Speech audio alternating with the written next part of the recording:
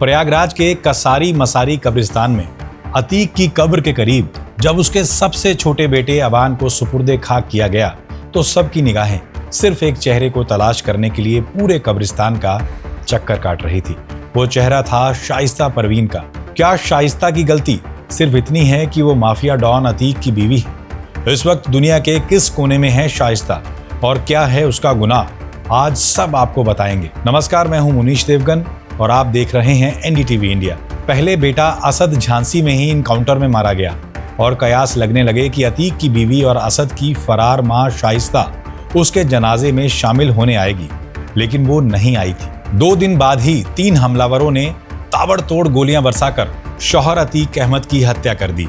वो फिर भी नहीं आई और अब 3 साल बाद जब दूसरा बेटा अवान झांसी में ही सड़क हादसे में मारा गया है तो एक बार फिर अंदाजा लगाया जा रहा था कि शाइस्ता परवीन बेटे के जनाजे में शामिल होने आ सकती है, लेकिन उसने दूर रहना ही मुनासिब समझा। शाइस्ता दुनिया के किस हिस्से में हो सकती है, ये पता करने से पहले ये जानना जरूरी है कि उसने क्या जुर्म किया है। आखिर 2023 के बाद वो फरार क्यों हुई, इसके लिए चलना होगा फरवरी 2023 में। ठीक कहें तो 24 फरवरी 2023 राजू पाल हत्याकांड के मुख्य गवाह थे उमेश पाल। उमेश पाल के साथ हुई वारदात से पहले बात राजू पाल की। जनवरी 2005 में राजू पाल की दिन दहाड़े हत्या कर दी गई थी। भरे बाजार उन पर अंधाधुंध फायरिंग की गई। राजू पाल के शरीर से 19 गोलियां बरामद हुई। कई गोलियां शरीर के आर पार हो गई। उनके साथ 2 लोग और मारे गए। राजू का कसूर क्या था? सिर्फ इतना कि उन्होंने अतीक और उसके भाई अशरफ का ईगो हर्ट कर दिया था। साल 2004 में अतीक अहमद सपा के टिकट पर खड़ा हुआ और फूलपुर सीट से चुनाव जीतकर सांसद बन गया। उसके सांसद बनने से इलाहाबाद पश्चिम की सीट खाली हो गई। विधानसभा चुनाव में उसने अपने भाई अशरफ को मैदान में उतारा, लेकिन अशरफ को बसपा के टिकट पर खड़े हुए राजू पाल ने हरा दिया। ये बात ना अशरफ को हजम हुई ना अतीक को।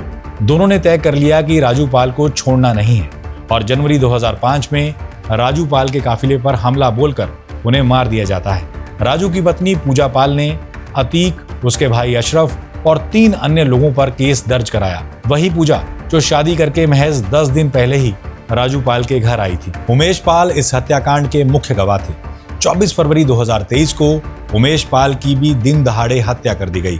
जब पुलिस ने सीसीटीवी को खंगाला तो उसमें अतीक का बेटा असद, उसका करीबी गुड्डू मुस्लिम बमबाज और अरबाज नजर आए।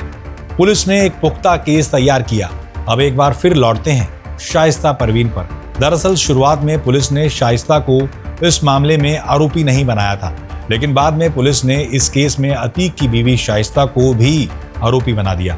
उस पर उमेश पाल के कत्ल की साजिश और हमलावरों को मदद पहुंचाने का इल्जाम लगाया गया। पुलिस ने शाइस्ता पर 50,000 के इनाम का ऐलान किया। बस उसके बाद से ही शाइस्ता पुलिस के रडार से गायब हो गई। ऐसा नहीं कि पुलिस और एजेंसियों ने उसकी तलाश में कोई कमी छोड़ी हो, लेकिन ऐसे कयास लगाए गए कि वो सरहद के उस पार भागने में कामयाब हो गई है। हमने कुछ वक्त पहले उत्तर प्रदेश के पूर्व डीजीपी विक्रम सिंह से इस मुद्दे पर बात की थी। सुनिए उन्होंने क्या कहा। तो अब कहाँ हो सकती है शाइस्ता? दुबई ना, बांग्लादेश ना, थाईलैंड ना, म्यांमार ना, तो हो कहाँ सकती है? पाकिस्तान मुझे लगता है आप कहने वाले। हाँ, चेहरा बदल के प्लास्टिक से नहीं, दूसरा भी ऑप्शन है। जैसे बबलू श्रीवास्तव ने क्या किया था, अपना पूरा हुलिया बदल करके नई आइडेंटिटी ले करके नई जिंदगी शुरू करने के लिए, क्योंकि शाइस्ता भी हो या इसकी मुख्तार की बीवी हो, इनको ये मालूम है, हालांकि महिलाएं हैं, इनका शायद मुठभेड़ वगैरह तो ना हो, लेकिन अंजाम ठीक नहीं। इनको मालूम है कि अंतिम संस्कार इनका भी दफन वगैरह सलाह के पीछे ही होगा। तो विकल्प 2 है कि थोड़ा अपना बुद्धि का इस्तेमाल करके आइडेंटिटी चेंज करा करके पाकिस्तान जाके, या बांग्लादेश तो नहीं, पाकिस्तान जा करके एक नई जिंदगी, और पूरा प्रोजेक्ट जो है मुश्किल से 10 करोड़ का इनके लिए होगा। शाइस्ता के दूसरे बेटे अवान को भी उसी कसारी मसारी कब्रिस्तान में सुपुर्दे खाक कर दिया गया, जहां अतीक, उसका भाई अशरफ और बेटा असद दफन है। सारी कब्र एक कतार में बनी है। पिछली 2 बार की तरह इस बार भी सुरक्षा एजेंसियां शाइस्ता की मुमकिन मौजूदगी को लेकर चौकन्नी थी, लेकिन वो बेटे को मिट्टी देने नहीं पहुंची। कानून का शिकंजा कसने की आशंका ने उसे बेटे के जनाजे से दूर ही रखा। अवान की चाची यानी अतीक के भाई अशरफ की पत्नी जैनब फातिमा भी फरार है।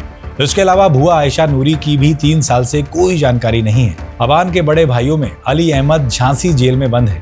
हादसे वाले दिन वो उसी से मिलने प्रयागराज से झांसी जा रहा था जब उसकी तेज रफ्तार कार डिवाइडर से टकराकर पलट गई और उसकी मौत हो गई।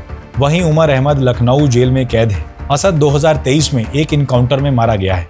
यानी माफिया डॉन अतीक अहमद का पूरा कुनबा आज बिखर चुका है। आपको क्या लगता है, क्या शाइस्ता परवीन को अब खुद सरेंडर कर देना चाहिए? अपनी राय आप हमें कमेंट बॉक्स में जरूर लिखें। बहुत बहुत शुक्रिया।